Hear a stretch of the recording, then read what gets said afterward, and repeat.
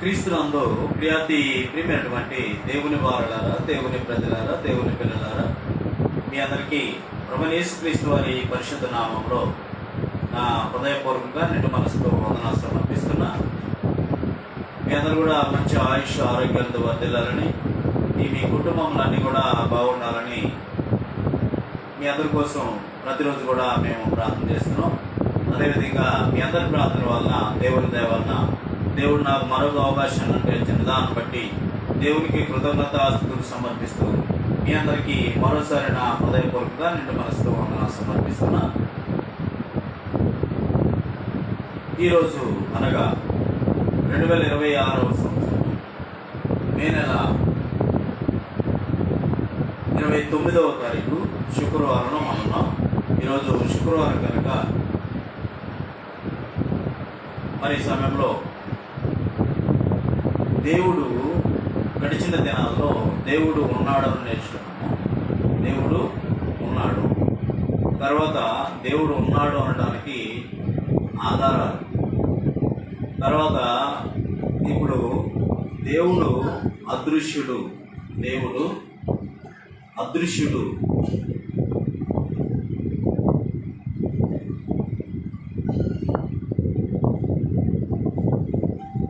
దేవుడు కంటికి కనబడేవాడు కాదు. దేవుడు కంటికి కనబడేవాడు కాదు. వాస్తవానికి మనుషులు నేను అక్కడ చూశాను, నేను ఇక్కడ చూశాను, నాకు స్వరం వినపడింది, నాకు కనబడ్డాడు అనేది అదంతా కూడా నిజం కాదు. ఎందుకంటే గ్రంథం ఏం చెప్తుందో అదే మనం నమ్మాలి తప్ప మనుషులు మాటలు నమ్మకూడదు కదా.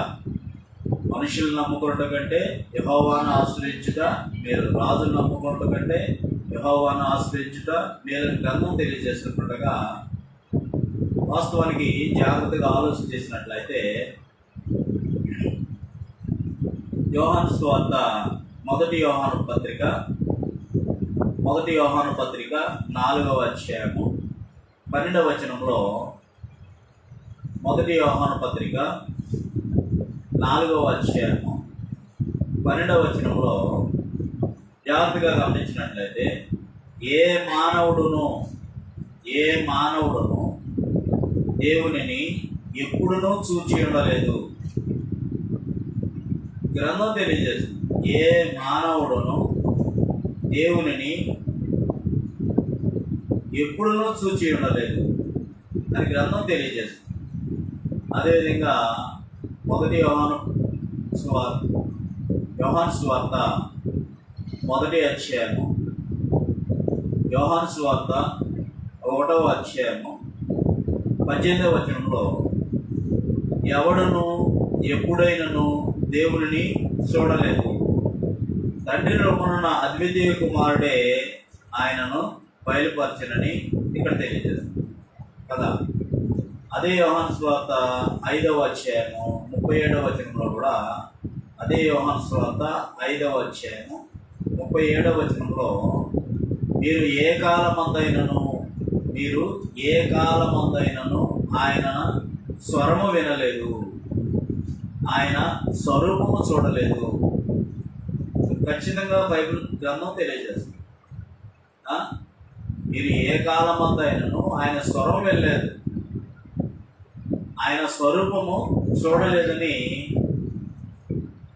కరాఖండిగా గ్రంథం తెలియజేస్తుంది కదా. అవునా? వాస్తవానికి ఆలోచన చేసినట్లయితే పాత నిబంధనలో నిర్గమాకాండము 33వ అధ్యాయము, నిర్గమాకాండము 33వ అధ్యాయంలో 18-19 వచనాల్లో, నిర్గమాకాండము 33వ అధ్యాయము 18-19 వచనాల్లో మోషే దేవుని చూస్తానంటే చూడండి ఒకసారి.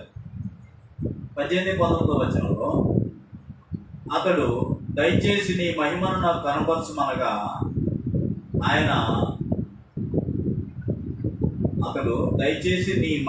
నీ మహిమను నాకు కనపరచమనగా ఆయన నా మంచితనమంతయు నీ ఎదుట కనపరిచేదను, యెహోవా అను నా నామముని ఎదుట ప్రకటించెదను. నేను కరుణించువానిని కరుణించెదను, ఎవని యందు కనికరపడదునో వాని యందు కనికరపడదును. మరియు ఆయన నీవు నా ముఖమును చూడజాలవు, నా ముఖమును చూడజాలవు. ఏ నరుడును నన్ను చూసి బ్రతకడని, ఏ నరుడును నన్ను చూసి బ్రతకడని గ్రంథం ఖచ్చితంగా తేటతెల్లగా తెలియజేస్తుంది కదా. గ్రంథము ఖచ్చితంగా తెలియజేస్తుంది. కాబట్టి జాగ్రత్తగా దేవుని యొక్క వాక్యాన్ని ఆలోచన చేసినట్లయితే, మొదటి తిమోతి రాసిన పత్రిక 6వ అధ్యాయము 16వ వచనంలో, మొదటి తిమోతి రాసిన పత్రిక 6వ అధ్యాయము 16వ వచనంలో, సమీపింపరాని తేజస్సులో ఆయన మాత్రమే వసించుతూ, సమీపింపరాని తేజస్సులో ఆయన మాత్రమే వసించుతూ అమరత్వము గలవాడై ఉన్నాడు. మనుషులలో ఎవడనూ ఆయనను చూడలేదు, ఎవడను చూడనేరడు. ఆయనకు ఘనతయు శాశ్వత ప్రభావమును కలిగి ఉండును గాక ఆమెనని ఇక్కడ తెలియజేస్తుంది. ఇన్ని వచనాలు మనకు తేట తెల్లగా తెలియజేస్తుంటే, దేవుడు నాకు కనపడ్డాడు, దేవుడు స్వరం వినపడింది, దేవుడు మాట విన్నాను, ఆయన స్వరం విన్నాను అనేది నమ్మొచ్చా నమ్మకూడదు? నమ్మకూడదు. కొంతమంది అయితే జాగ్రత్తగా ఆలోచన చేసినట్లయితే చనిపోయిన ప్రతి ఒక్కరు కూడా పరలోకానికి వెళ్ళారనే అనుకుంటారు. చనిపోయిన ప్రతి ఒక్కరు కూడా పరలోకానికి వెళ్ళారని అనుకుంటారు. వాస్తవానికి ఇంతవరకు పరలోకం ఎవరు వెళ్ళలేదు. వాస్తవానికి ఇంతవరకు పరలోకానికి ఎవరు కూడా వెళ్ళలేదు. మరి అబ్రహాము, ఇస్సాకు, యాకోబు, అంతకుముందు నోవహు నీతిగా బతికాడు కదా, ఆయన కూడా వెళ్ళలేదా అంటే వెళ్ళలేదు అని ఖచ్చితంగా గ్రంథం తెలియజేస్తుంది. మనుషులు కల్పించిన మాటలు ఊరికినే నమ్ముతాం, కానీ దేవుడు చెప్పిన మాటలు గ్రంథంలో చెప్పినా కానీ నమ్మరు. ఎందుకంటే యోహాను సువార్త 3వ అధ్యాయము 13వ వచనంలో, యోహాను సువార్త 3వ అధ్యాయము 13వ వచనంలో, మరియు పరలోకము నుండి దిగి వచ్చిన వాడే, అనగా పరలోకములో ఉండు మనుష్య కుమారుడే తప్ప పరలోకములకు ఎక్కిపోయిన వాడెవడూ లేడు అని గ్రంథం ఖచ్చితంగా తెలియజేస్తుంది. అవునా కదా? మరియు పరలోకము నుండి దిగి వచ్చిన వాడే, అనగా పరలోకములో ఉండు మనిషి కుమారుడే తప్ప పరలోకములకు ఎక్కిపోయిన వాడెవడు కూడా లేడని తెలియదు. మరి మోషే, అబ్రహాం, ఇస్సాకు, యాకోబు వీళ్ళందరూ ఎక్కడున్నారు? జాగ్రత్తగా ఆలోచన చేసినట్లయితే వాళ్ళు హెబ్రీ పత్రిక మనకందరికీ తెలిసినట్టు ప్రభువైన యేసుక్రీస్తు వారితో పాటు ముగ్గురు సిలువేస్తే ఇద్దరేమో ఏదేదో చెప్పారు, నువ్వు రక్షించుకో, నన్ను రక్షించుకో అని చెప్పేసి రకరకాలుగా మాట్లాడారు. కానీ ఆ ముగ్గురులో ఒక దొంగ ఏమన్నాడంటే, క్షమించండి, ప్రభువైన యేసుక్రీస్తు వారిలో ఇద్దరు దొంగలని సిలువేశారు. అయితే ఒకతను నిన్ను రక్షించుకుని నన్ను కూడా రక్షించమన్నాడు. ఇంకొక అతను ఏమన్నాడు, లూకాసు వార్తలో ఏమన్నాడంటే, యేసు నీ రాజ్యంలో వచ్చినప్పుడు నన్ను కూడా జ్ఞాపకం చేసుకోమన్నాడు. నీ రాజ్యంతో వచ్చేటప్పుడు నన్ను కూడా జ్ఞాపకం చేసుకోమన్నాడు. జ్ఞాపకం చేసుకోమంటే ప్రభువైన యేసుక్రీస్తు వారు ఆయనతో ఏమని మాట్లాడాడు?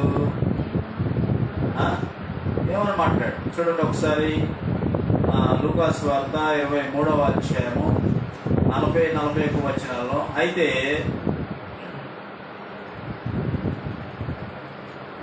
39 నుంచి గమనించినట్లయితే, 23వ అధ్యాయం 39 నుంచి గమనించినట్లయితే, వేలాడబడిన ఆ నేరస్తుల్లో ఒకడు ఆయనను దూషించుతూ, నీవు క్రీస్తువు కదా, నిన్ను నీవు రక్షించుకొనుము, మమ్మను కూడా రక్షించమని చెప్పారు. అయితే రెండవ వాడు వారిని గద్దించి, నీవు అదే శిక్షణ విధిలో ఉన్నావు కదా, దేవునికి భయపడవా? మనకైతే ఇది న్యాయమే, మనం చేసిన వాటిలన్నిటికీ మనము చేసిన వాటికి తగిన ఫలము పొంది ఉన్నాము, కానీ ఈయన ఏ తప్పిదము చేయలేదని చెప్పి ఆయనను చూసి, యేసు, నీవు నీ రాజ్యంలోనికి వచ్చినప్పుడు నన్ను జ్ఞాపకం చేసుకోమని అనేది. అందుకు ఆయన ఏమన్నాడంటే వారితో, నేడు నీవు నాతో కూడా పరదేశంలో ఉందవని నిశ్చయంగా నీతో చెప్తున్నాను, ఖచ్చితంగా చెప్తున్నాను. అంటే చనిపోయిన ప్రతి ఒక్కరు కూడా దేవుని కొరకు బ్రతికి నమ్మి బాప్తిసం తీసుకుని రక్షణ పొంది ఉండి నెమ్మదిగా మరణ పర్యంతం వరకు దేవుని అడ్డు పెట్టుకుని క్రీస్తులో ఫలించినట్లయితే ఎక్కడ ఉంటారు? ప్రభువైన యేసుక్రీస్తు వారు ఎక్కడికి వెళ్తున్నాడు? నెక్స్ట్ భూమి మీద నుంచి ఎక్కడికి వెళ్తున్నాడు? పరదేశికి వెళ్తున్నాడు. ఇతను కూడా ఏమంటున్నాడు? నీవు నాతో కూడా పరదేశంలోకి ఉంటావని చెప్పేసి అంటున్నాడు. నీవు నీ రాజ్యంతో వచ్చినప్పుడు నన్ను జ్ఞాపకం చేసుకోమనంటే, అందుకే నీవు నాతో కూడా ఏమన్నాడు? పరదేశంలో ఉందని నిశ్చయంగా నీతో చెప్పుతున్నాను. ఎందుకు పరదేశం ఎక్కడుంది? ఎఫెసీ పత్రిక 4వ అధ్యాయము, ఎఫెసీ పత్రిక 4వ అధ్యాయం 9వ వచనంలో, ఆరోహణం ఆయన అనగా ఆయన భూమి క్రింది భాగములకు దిగిననియు అర్థమిస్తున్నది. దిగినవాడు తానే సమస్తము నింపునట్లు ఆకాశ మండలములు అన్నిటికంటే మరి పైకి ఆరోహణమైన వాడినై ఉన్నాడు. అంటే ఈ యొక్క పరదేశం అనేది ఎక్కడుంది? భూమి కింద ఉందని గ్రంథం తెలియజేస్తుంది. భూమి కింద ఉందని గ్రంథం తెలియజేస్తుంది. జాగ్రత్తగా ఆలోచన చేసినట్లయితే లూకా సువార్త 16:18 ధనవంతులు లాజరు సంభాషణలో మనం జాగ్రత్తగా ఆలోచన చేసినట్లయితే అక్కడ ఇద్దరు చనిపోతారు. ఇద్దరు చనిపోయిన తర్వాత పాతాళం అనేది భూమి కింద ఉంది. ఆ పాతాళముల్లో మనకి జాగ్రత్తగా ఆలోచన చేసినట్లయితే నెమ్మది కలిగిన స్థలాన్ని పరదేశం అంటారు. యాతన పడే స్థలాన్ని, యాతన పడుతుంటాడు కదా, యాతన అంటే పెను మీద నుంచి పొయ్యిలో పడితే ఎలా ఉంటుంది? ఇంకా భయంకరంగా ఉంటుంది. పెను మీదే యాతన పడతాం. అంటే వాళ్ళు ఇక్కడికి వీళ్ళు అక్కడికి రాకుండా ఉండటానికి మధ్యలో ఏముంది? అగాధం. అదే నరకం అన్నమాట. అందుకనే నమ్మి బాప్తిసం పొందిన వాడు రక్షింపబడి, నమ్మని వానికి శిక్ష విధించబడిన తెలియజేస్తుంది. 3 భాగాలు పడుతున్నాయి. పాతాళం అనేది ఒకటి ఉంది, దాంట్లో నెమ్మది కలిగిన ప్లేస్నే పరదేశం అంటారు. రెండవది యాతన పడే స్థలం, అగ్ని ఆరదు పురుగు చావదు. దాంట్లో నుంచి ప్రభువైన యేసుక్రీస్తు వారు వచ్చినప్పుడు ఆ కింది అగాధం, అటోళ్ళు ఇటోళ్ళు అటు దాటడానికి వీల్లేదు. అంటే అబ్రహాం ఎక్కడున్నాడు? లాజరు చనిపోయి ఎక్కడికి వెళ్ళాడు? అబ్రహాం రొమ్మున అనుకున్నాడు. అబ్రహాం అంతకుముందు చనిపోయి ఎక్కడున్నాడు? పరదేశంలో ఉన్నాడు. ప్రభువైన యేసుక్రీస్తు వారు ఎక్కడికి వెళ్తా అన్నాడు? పరదేశికి వెళ్తా అన్నాడు. దొంగను కూడా ఎక్కడికి తీసుకెళ్తా అన్నాడు? పరదేశుడికి తీసుకెళ్తాను అనమాట. మనకి తేటగా క్లియర్గా అర్థమవుతుంది అనమాట. కాబట్టి జాగ్రత్తగా దేవుని యొక్క వాక్యాన్ని ఆలోచన చేసినట్లయితే ఈ విధంగా గ్రంథం మనకి తేట తెల్లగా కనపడుతుంది. అయితే ఆదాము కూడా చూడదా దేవుణ్ణి? తను చేసింది, దేవుడైన యెహోవా నేలమంటితో నరుడు నిర్మించి వారిని నాసికారంధ్రములో జీవవాయువును వదగా నరుడు ఆత్మ ఆయనని గ్రంథం తెలియజేస్తుంది కదా. ఆదాము కూడా చూడలేదా? చూడలేదనేది గ్రంథం తెలియజేస్తుంది. ఎందుకంటే గడిచిన దినంలో కూడా మనం చెప్పుకున్న అపోస్తల కార్యం 7వ అధ్యాయము 30వ వచనంలో, అపోస్తల కార్యములు 7వ అధ్యాయము అపోస్తల కార్యములు 7వ అధ్యాయము 30-35 వచనాల్లో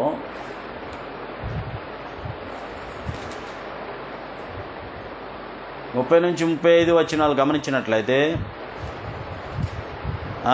40 ఏండ్లైన పిమ్మట సీనాయి పర్వతమందు ఒక పొదలో అగ్నిజ్వాలలో ఒక దేవదూత అతని కాకపడిన మోషే చూసి ఆ దర్శనమునకు ఆశ్చర్యపడి దాన్ని నిదానించి చూచుటకు దగ్గరకు రాగా, నేను నీ పితరుల దేవుడను, అబ్రహాం ఇస్సాకు యాకోబుల దేవుడను అని ప్రభు వాక్కు వినబడిన కనుక మోషే వణికిపోయి నిదానించి చూచుటకు తెగింపలేదు. అందుకు ప్రభు, నీ చెప్పులు విడువము, నిలిచి ఉన్న చోటు పరిశుద్ధ భూమి, ఐగుప్తులో నున్న నా ప్రజలను దురవస్థను నేను నిదానించి చూచితిని, వారి మూలుగును వింటిని, వారిని విడిపించుటకు దిగి వచ్చి ఉన్నాను. రమ్ము, నేను ఇప్పుడు నిన్ను ఐగుప్తునకు పంపుదనని అతనితో చెప్పాను. అధికారికంగాను తీర్పరిగాను నిన్ను నియమించిన వాడెవడని నీవు నిరాకరించిన ఈ మోషేను అతనికి పొదలో కనబడిన దేవదూత ద్వారా దేవుడు అధికారిని గాను విమోచన గాను నియమించి పంపానని చెప్పేసి అక్కడ కనపడుతుంది అనమాట. అవునా కదా? ఆ సీనాయి పర్వతం మీద కనబడింది దేవదూత అని చెప్పేసి గ్రంథం తేటతెల్లగా తెలియజేస్తుంది. మరి ఎవరైనా పరలోకానికి ఇంతవరకు ఎవరైనా వెళ్ళారా అనంటే వెళ్ళలేదు అని చెప్పేసి ఎందుకు వెళ్ళాలంటే గ్రంథం హెబ్రీ పత్రిక చివరి అధ్యాయంలో హెబ్రీ పత్రిక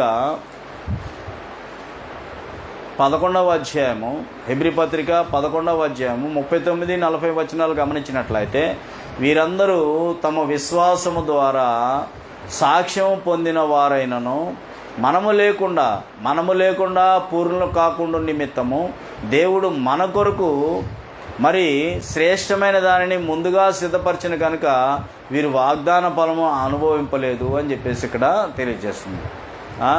ఈ 11వ అధ్యాయంలో ఉన్న వాళ్ళంతా కూడా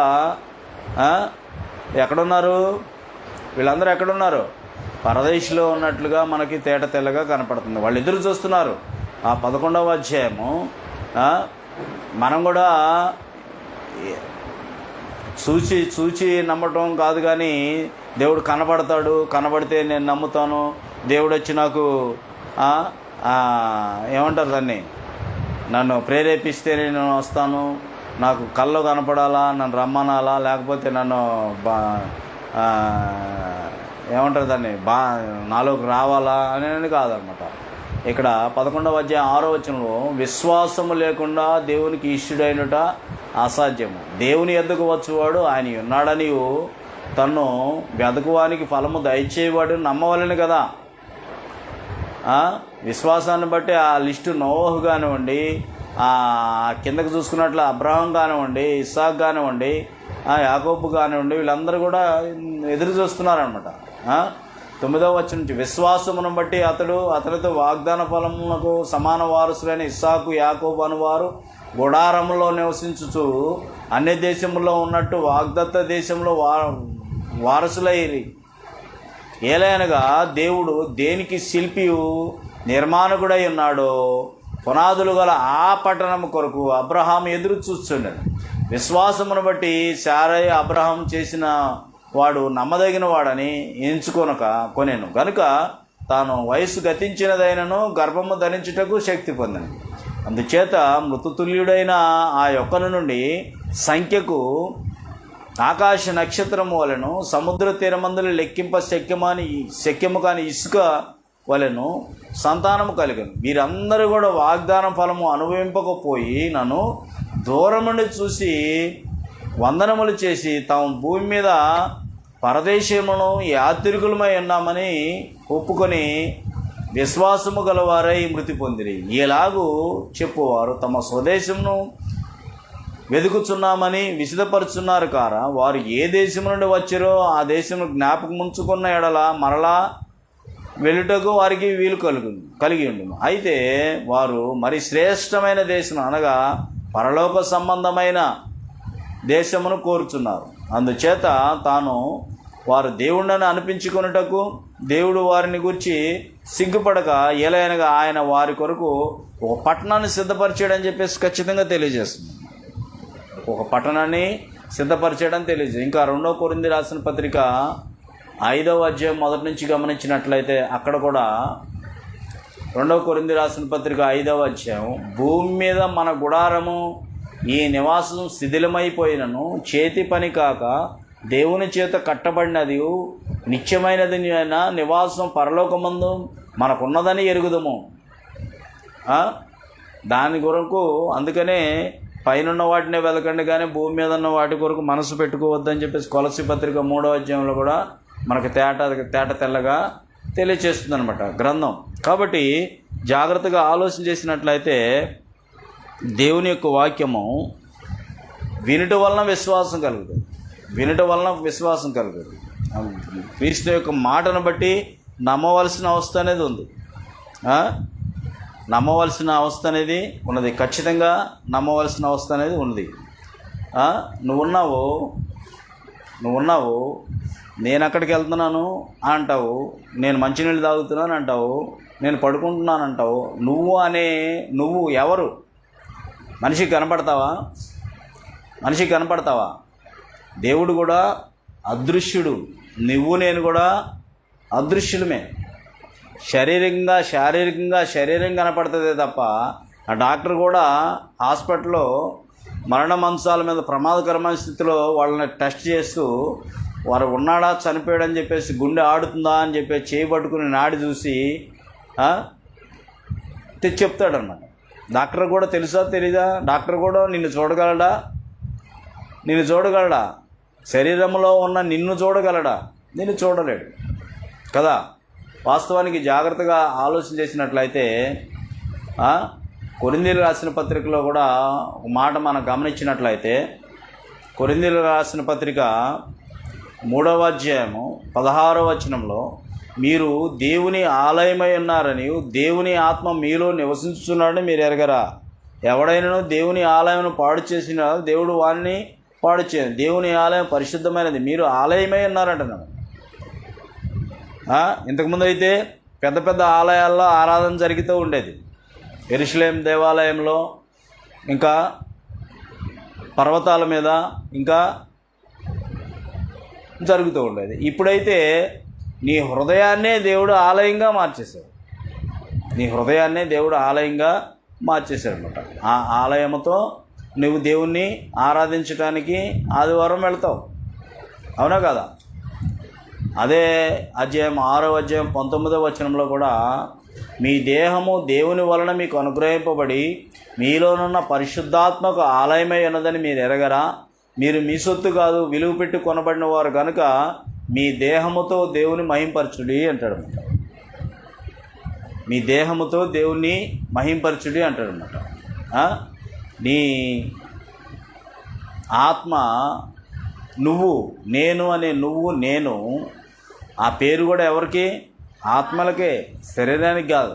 ఆత్మే ముఖ్యం. శరీరం అనేది నిష్ప్రయోజనమని గ్రంథం తేటతెల్లగా తెలియచేస్తుంది అన్నమాట. అపొస్తలుల కార్యములు 7వ అధ్యాయం 30-35 వచనాలు కూడా మనం గమనించినట్లయితే, అపొస్తలుల కార్యములు 7వ అధ్యాయము 30-35 వచనాల్లో ఇందాక చూసాం కదా అది. కాబట్టి జాగ్రత్తగా దేవుని యొక్క వాక్యం మనం గమనించినట్లయితే తేటతెల్లగా దేవుని యొక్క వాక్యం తెలియజేస్తుంది. వాళ్ళు కూడా దేనికోసం ప్రయాసపడుతున్నారంటే, కొరింథీయులకు రాసిన పత్రికలో ఇంకొక మాట చూసుకుని ముందుకు వెళదాం. కొరింథీయులకు రాసిన పత్రిక 4వ అధ్యాయం 16వ వచనం నుంచి గమనించినట్లయితే, కావున మేము అధైర్యపడము, మా బాహ్య పురుషుడు కృషించుతున్నాను, అంతర్య పురుషుడు దినదినము నూతనపరచబడుచున్నాడు. మేము దృశ్యమైన వాటిని చూడగా అదృశ్యమైన వాటిని నిదానించి చూస్తున్నాం కనుక క్షణమాత్రముండు ఆ చులకని శ్రమ మా కొరకు అంతకంతకు ఎక్కువైన నిత్యమైన మహిమ భారము కలుగజేయుచున్నది. ఏలైనగా దృశ్యమైనవి అనిత్యములు, మన కంటికి కనిపించేవి ఏదైనా సరే అది అనిత్యములు, అదృశ్యమైనవి నిత్యములు. మన కంటికి కనబడుతుందా పరలోకం ఎట్లా ఉంటుందో? కానీ ఉందా లేదా? ఉన్నదేని చెప్పుకున్నాం ఇందాకే. పునాదులు గల ఆ పరలోక పట్టణం ఉన్నదని తెలియజేసుకున్నాం. నరకము కూడా ఉన్నదని గ్రంథం తెలియజేస్తుంది. ఏలైనగా దృశ్యమైనవి అనిత్యములు, అదృశ్యమైన నిత్యములు. అదృశ్యమైనవి. దేవుడు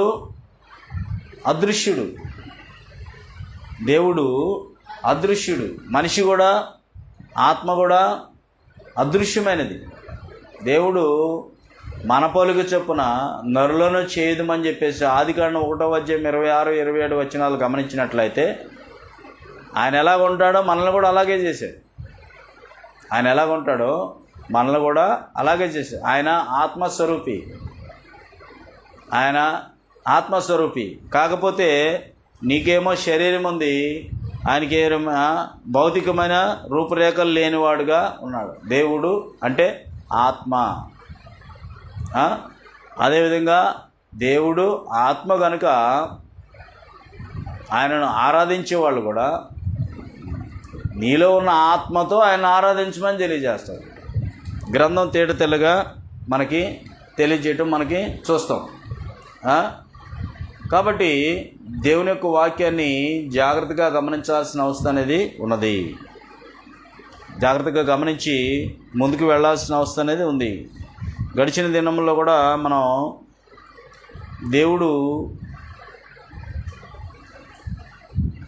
ఆకాశంలో ఎగిరే పక్షులను కానివ్వండి, భూమి మీద ఉన్న జంతువులను కానివ్వండి, సముద్రంలో ఉన్న జలరాశులను కానివ్వండి ఆయనే కలుగు చేసినని తెలుసుకొనలేని వాడు ఎవడని యోబు గ్రంథం 12వ అధ్యాయం 6 నుంచి మనం చూసాం కదా. కాబట్టి జాగ్రత్తగా ఆలోచన చేసినట్లయితే అదే హెబ్రీ పత్రిక 1వ అధ్యాయం 7వ వచనంలో కూడా గమనించినట్లయితే అదే హెబ్రీ పత్రిక 1వ అధ్యాయము 7వ వచనంలో తన దూతలను వాయువులుగాను తన సేవకులను అగ్నిజ్వాలగాను చేసుకునేవాడు తన దూతలను గురించి చెప్పుచున్నాడు. కానీ తన కుమారుని గురించి అయితే దేవా నీ సింహాసనము నిరంతరము నిలుచున్నది, నీ రాజదండము న్యాయార్థమైనది, నీవు నీతిని ప్రేమించితివి, దుర్నీతిని ద్వేషించితివి, అందుచేత దేవుడు నీ తోడి వారి కంటే నిన్ను హెచ్చించున్నట్లుగా ఆనంద తైలంతో అభిషేకించనని చెప్పేసి, ప్రభువా నీవు ఆదియందు భూమికి పునాదులు వేసితివి, ఆకాశములు కూడా నీ చేతి పనులే, అవి నశించును కానీ నీవు నిలిచియందువు, అవన్నీ వస్త్రములలో పాతగిలను, ఉత్తరీము వలె వాటిని మడిచివేయదు, అవి వస్త్రముల వలె మార్చబడును, కానీ నీవు ఏకరీతిగానే ఉన్నావు, నీ సంవత్సరములు తరగవు అని చెప్పుచున్నాడు అని చెప్పేసి ఇక్కడ గ్రంథం మనకి తెలియజేస్తుంది. కాబట్టి జాగ్రత్తగా ఆలోచన చేసినట్లయితే దేవుని యొక్క గ్రంథం దేవుడు అదృశ్యుడు అని తెలియజేస్తుంది. దేవుడు అదృశ్యుడు అని చెప్పేసి గ్రంథం మనకి తెలియజేస్తుంది. గడిచిన తరగతిలో కూడా మనం నేర్చుకున్నాం ఆ దేవుని యొక్క అదృశ్య దేవుడైన లక్షణాలు. దేవుని లక్షణాలు ఏంటంటే సర్వశక్తిమంతుడని, ఆయనకు అసాధ్యమైనది ఏమీ లేదని, సమస్తమును చేయ సమర్థుడని, సర్వజ్ఞుడని, సమస్తమును తెలిసినవాడని, సర్వంతర్యామి అని, అంతటను ఉన్నవాడు, ఒకే చోట అన్ని చోట్ల ఉండగలవాడు, నిత్యుడు, ఎల్లప్పుడూ ఉండేవాడు, ఆత్మస్వరూపి, ప్రకృతి సంబంధి కాడు, అదృశ్యుడు దేవుడు, పరిశుద్ధుడు, పాపం లేనివాడు, ప్రేమస్వరూపి, ప్రేమయ్యి ఉన్నాడు, ఉగ్రుడు, రౌద్రుడు, పాపాన్ని సహించడు, దేవుడు ఒక్కడే అని చెప్పేసి గ్రంథంలో మనం చూసి ఉన్నాం. కాబట్టి జాగ్రత్తగా గమనించినట్లయితే 1 కొరింథీ రాసిన పత్రిక 8వ అధ్యాయం 6వ వచనంలో కూడా 1 కొరింథీ రాసిన పత్రిక 8వ అధ్యాయము 6వ వచనాన్ని కూడా గమనించినట్లయితే ఆకాశమందైనను భూమి మీదనైనను దేవతలు అనబడినవి మనకున్నను ఒక్కడే దేవుడు ఉన్నాడు, ఆయన తండ్రి, ఆయన నుండి సమస్తము కలిగెను, ఆయన నిమిత్తము మనమున్నాము, మరియు మనకు ప్రభు ఒక్కడే, ఆయన యేసుక్రీస్తు, ఆయన ద్వారా సమస్తమును కలిగెను, మనము ఆయన ద్వారా కలిగిన వారము. అయితే అందరిలో ఈ జ్ఞానం లేదని గడిచిన తరగతిలో కూడా మనం నేర్చుకున్నాం. అందరిలో ఈ జ్ఞానం లేదు. ఏమంటారు వాళ్ళు? ఏమంటారు? దేవుడు లేడంటారు. దేవుడు లేడు అనేవాళ్ళు నాస్తికులు. దేవుడు లేడు అనేవారు నాస్తికులు అంటారు. జాగ్రత్తగా గమనించినట్లయితే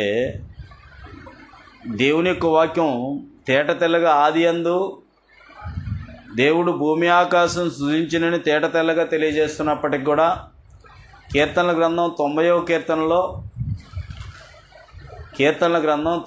కీర్తనలో జాగ్రత్తగా గమనించినట్లయితే ప్రభువా, తరతరముల నుండి నీవు మాకు నివాస స్థలము నీవే.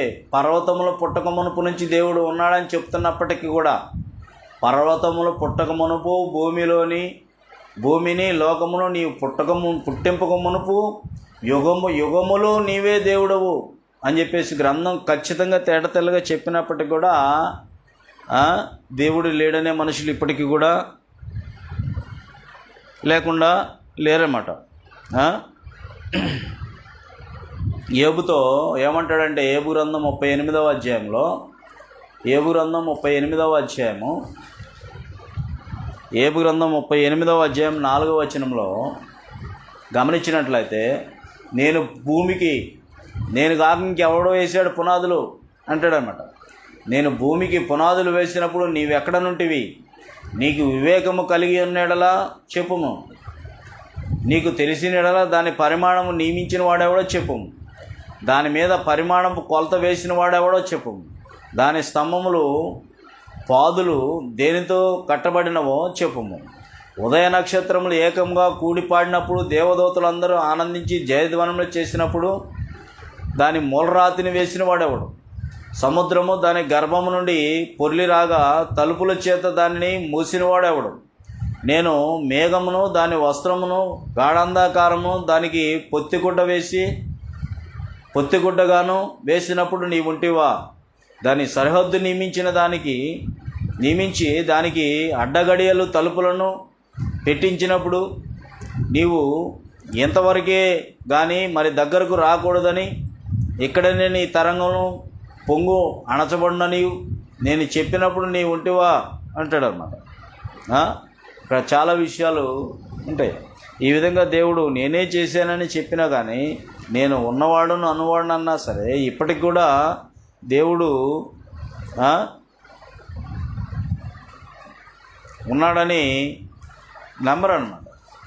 దేవుడు అదృశ్యుడు, దేవుడు లేడని కొంతమంది అంటూ ఉంటారు, వాదిస్తూ ఉంటారు అన్నమాట.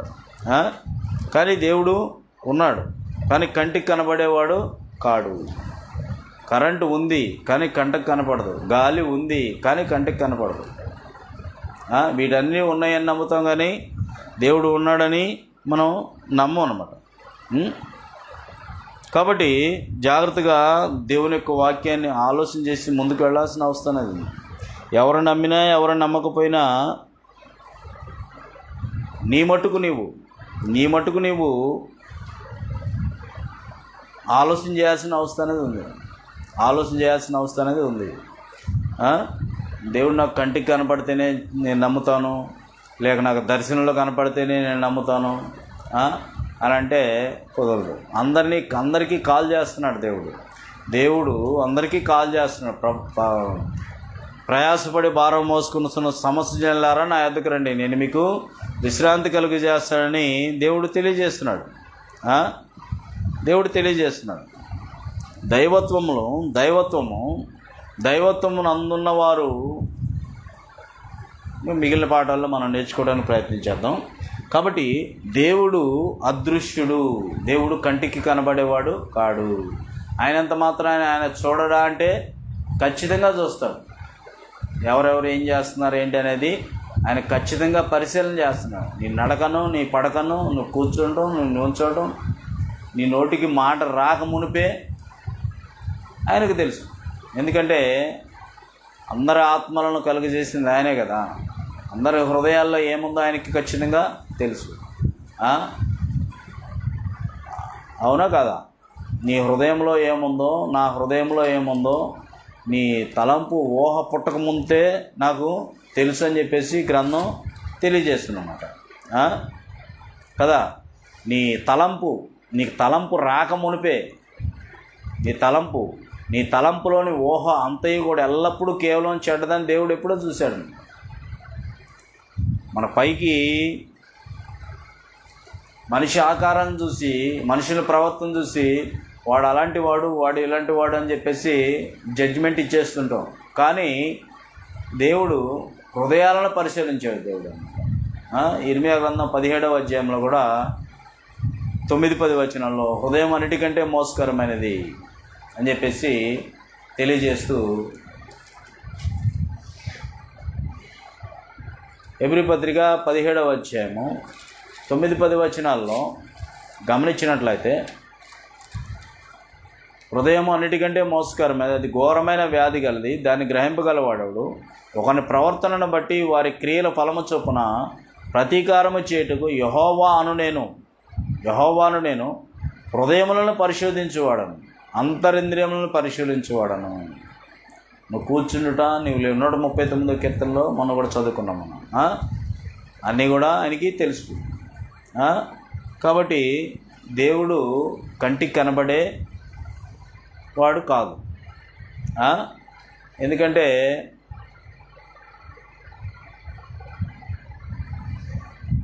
ప్రసంగి గ్రంథంలో ఒక మాట చూసుకుని ముందుకెళ్దాం. 9వ అధ్యాయం 11వ వచనంలో, చేసిన తప్పుకి వెంటనే శిక్ష రాకపోవడం చూసి దేవుడు లేడనే అనో, దేవుడు చూడటం లేదే అనో బుద్ధిపూర్వకంగా ముందుకు వెళుతున్నారు అంటాడు. ప్రసంగి గ్రంథము 8వ అధ్యాయము 11వ వచనంలో, దుష్క్రియకు తగిన శిక్ష శీఘ్రంగా కలగకపోవడం చూసి మనుషులు భయాన్ని విడిచిపెట్టి హృదయపూర్వకంగా దుష్క్రియలు చేయుదురు అంటారన్నమాట. హృదయపూర్వకంగా దుష్క్రియలు చేయుదురు అంటారన్నమాట. దేవుడైతే మనుషులందరినీ యథార్థవంతులుగానే చేశాడు. కానీ 7:29లో, ఇది ఒకటి మాత్రం నేను కనుగొంటేనే, ఏమనగా దేవుడు నరులను యథార్థవంతులుగా పుట్టించాను కానీ వివిధ తంత్రములను కల్పించుకొని ఉన్నారని చెప్పేసి గ్రంథం తెలియజేస్తుంది. కాబట్టి దేవుడు కంటికి కనబడేవాడు కాదు. దేవుని స్వరము వినబడిందని, దేవుని చూశానని ఎవరు చెప్పినా మనము నమ్మాలా వద్దా? నాకు అక్కడ కనపడ్డాడు, ఇట్లాగ చెప్పాడు, నాకు స్వరం వినపడింది.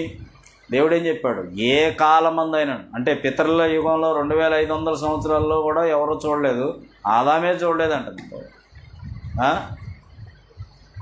జాగ్రత్తగా గమనించినట్లయితే ధర్మశాస్త్ర యుగంలో 1500 సంవత్సరాల్లో అక్కడ కూడా ఎవరో క్రైస్తవ యుగంలో కూడా ఎవరు కూడా చూడలేదు. ప్రభువైన యేసుక్రీస్తు వారిని అడిగారు, అక్కడికి డౌట్ వచ్చి శిష్యులు, దేవుడు ఎట్టా ఉంటాడో మాకు చెప్తావా, చూపిస్తావా అని. నన్ను చూస్తే నువ్వు దేవుడిని చూసినట్లే, నా పోలిక చొప్పునే ఉన్నాడు.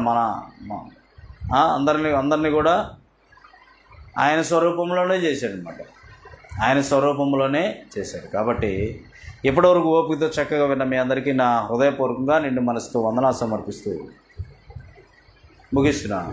మీ అందరూ కూడా ఆత్మీయంగా బలపడి స్థిరపడాలనే ఉద్దేశంతో ముందుకు వెళ్తున్నాను. ఓపికతో చక్కగా ఆలకించి విన్న మీ అందరికీ నా హృదయపూర్వకంగా మరోసారి వందనాలు సమర్పిస్తూ, మీ అందరి హృదయాల్లో దేవుని యొక్క వాక్యం నీరు కట్టి ఫలింపజేయాలని ఆశిస్తూ ముగించేస్తున్నా. అందరికీ వందనాలు. ప్రార్థన చేస్తాను.